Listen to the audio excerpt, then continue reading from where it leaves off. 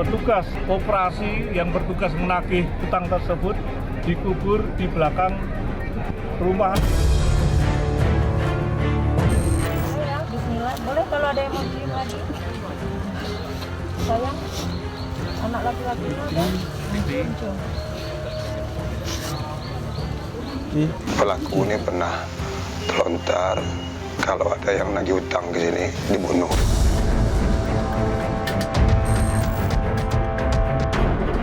Udah panik, hilang akal lah Pak, ambil cangkul putar, udah tuh saya pukul.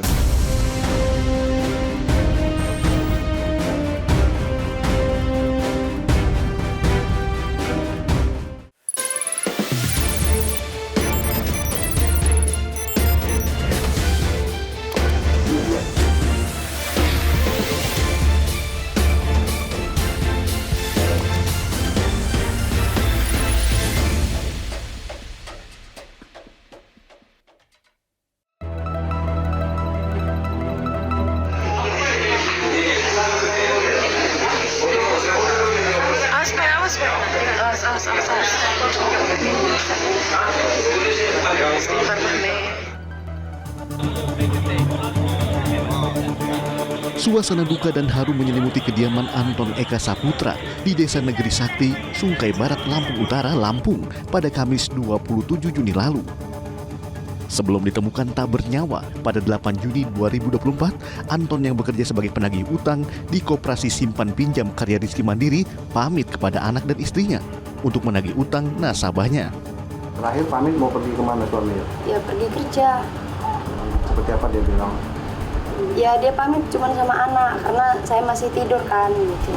Jadi dia pamit sama anak aja gitu aja. Ya kayak biasanya. Korban ini adalah penagih koperasi, kemudian kebetulan yang distro ini itu adalah nasabahnya. Kami tanya dengan teman-temannya, itu adalah cuma satu di sini. Kami coba cek di CCTV yang ujung, itu memang ada korban mengarah ke sini. Setelah 18 hari dinyatakan hilang, jasad Anton ditemukan terkubur dengan cara dicor di dalam kolam ikan yang berada di belakang ruko toko pakaian di kawasan Maskarebet, Kecamatan Alang-Alang Lebar, Palembang, Sumatera Selatan. Jasad korban berhasil ditemukan setelah polisi menangkap salah satu pelaku di Batam, Kepulauan Riau. Mendasari keterangan daripada tersangka yang kami lakukan penangkapan di Batam, mayat daripada korban yaitu petugas koperasi yang bertugas menagih utang tersebut dikubur di belakang rumah ataupun halaman daripada ruko tersebut. Sementara Antoni, sang pemilik toko pakaian sekaligus dalang dari pembunuhan terhadap Anton Eka Saputra, berhasil diamankan tim gabungan dari Polrestabes Palembang, Polda Sumsel, dan Polda Sumbar di tempat persembunyiannya di Padang, Sumatera Barat setelah kabur selama 20 hari. Yang darah di rumah itu belum tahu saya. Itu belum tahu. Belum. Waktu saya pulang karter itu tidak tahu. Tidak tahu Pak, selama saya tinggal itu nggak pernah pakai karter. Saya bisa panjang tuh. Jadi yang cewek beli semen. Ya. Kamu suruh. Ya. Antoni tiba di Palembang pada Sabtu 29 Juni 2024 melalui Bandara Sultan Mahmud Badarudin II. Dengan tangan di borgol, Antoni langsung digiring petugas untuk dibawa ke markas kepolisian Polrestabes Palembang. Pak, mikir Pak, kamu Pak, tombol uang Pak.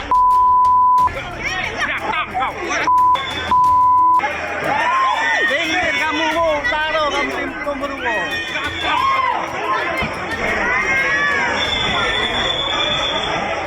Kita berhasil menangkap pelaku utama, otak pelaku pembunuhan berencana di wilayah Sumatera Barat. Pembunuhan yang dilakukan oleh Antoni dan dua rekannya terjadi usai Anton menagih utang sebesar 10 juta rupiah ke Antoni, yang merupakan nasabah dari koperasi tempat korban bekerja via telepon.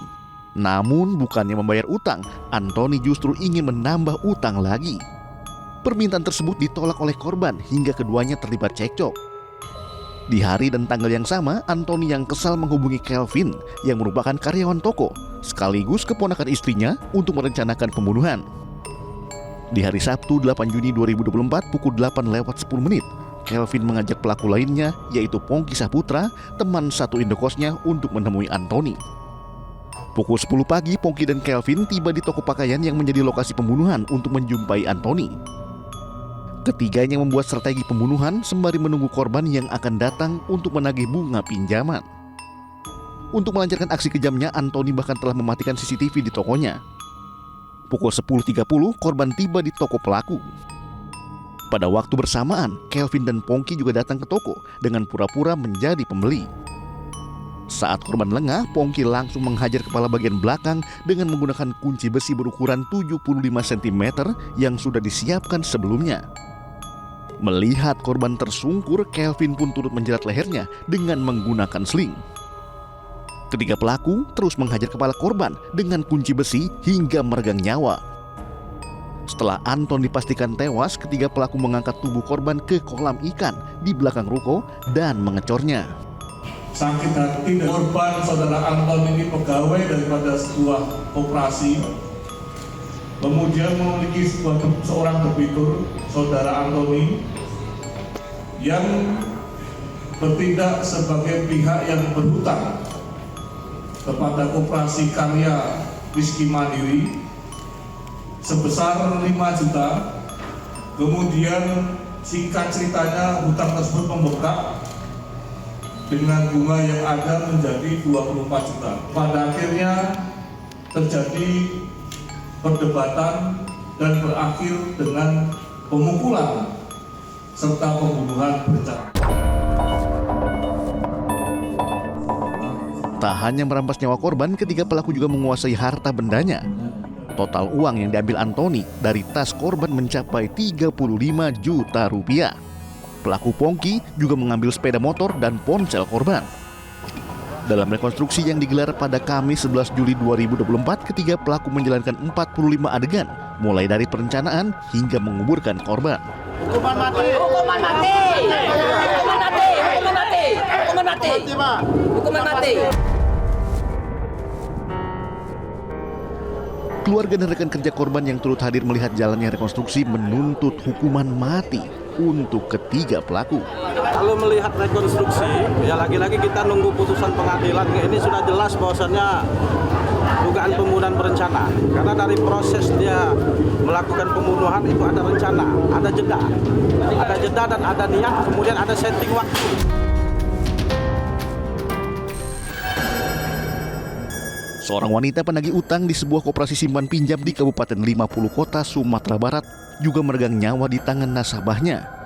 Bagaimana kronologinya? Selengkapnya hanya di iNews File sesaat lagi.